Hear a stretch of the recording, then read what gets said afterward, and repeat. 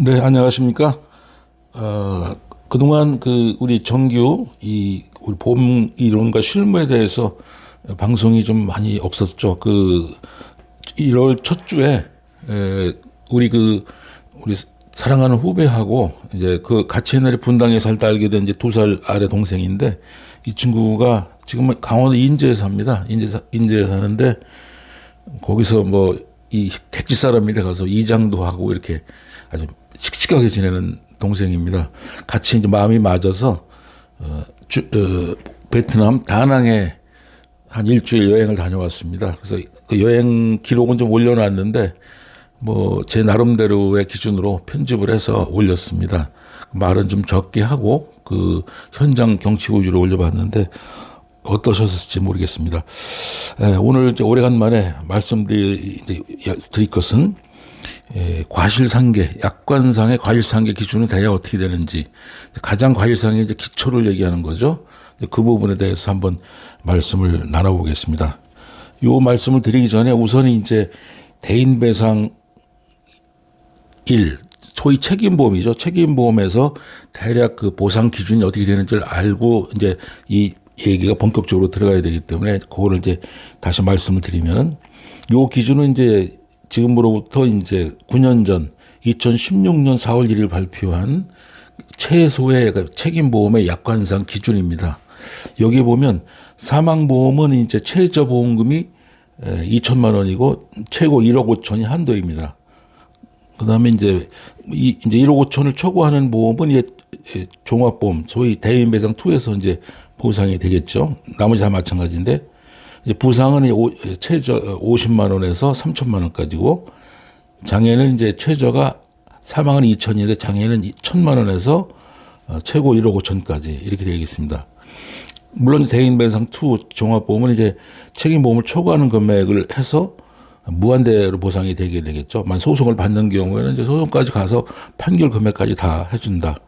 그래서 이제 이 대인배상 안에 책임보험에서도 한도가 사망이 1억 5천, 부상이 3천만 원, 장애가 1억 5천이 되는데, 부상이 3천만 원이라는 건 1등급인 경우에 그렇기 때문에 14등급으로 떨어지게 되면 50만 원이고, 보통도 일반적으로 좀 조심을 해야 되는 게 종합보험 안 들어도 되지 않느냐 생각이 드는데, 부상이나 장애 같은 거 잘못 걸리면 큰일 납니다. 예를 들어 부상보험 하나만 예를 들어봐도 경추염자나 요추염자, 목 다치고 허리 다치는 것 한 2주 정도 진단이 나오는데, 이거 보통 제대로 다친 사람들 치료받으면 치료비만 한 300~400만 원 나옵니다. 근데 이 경우 경추나 요추 다쳤을 경우에는 책임보험에서 한도가 한 120만 원밖에 안 되거든요. 그럼 나머지 180만 원에서 280만 원까지는 내 돈으로 물어야 되는 결과가 생기기 때문에 종합보험을 들어놓는 것이 좋을 것 같습니다. 이걸 기초로 해서 과실상의 대상은 약관상 기준으로 따지면 책임보험, 종합보험, 대물, 무보험자 상해, 이것이 대상이 됩니다.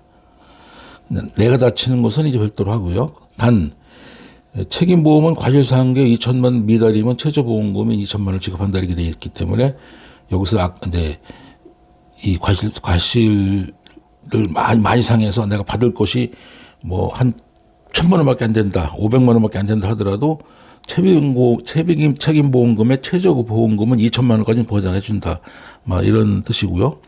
그다음에 이제 종합보험이나 무보험상해에서 이제 사망, 부상, 장애를 다 합쳐서 이제 우리 기준에도 과실상계하게 되면은, 여기서 이제 치료비 상급까지 공제가 됩니다. 치료비도 나로 인해서 발생한 손해이기 때문에 공제를 해야 되니까, 그래서 이렇게 해서 이제 책임보험 초과보험으로 이제 책임보험 이제 공제를 하고 난 다음에 이제 보상을 이제 하게 되는 것이죠.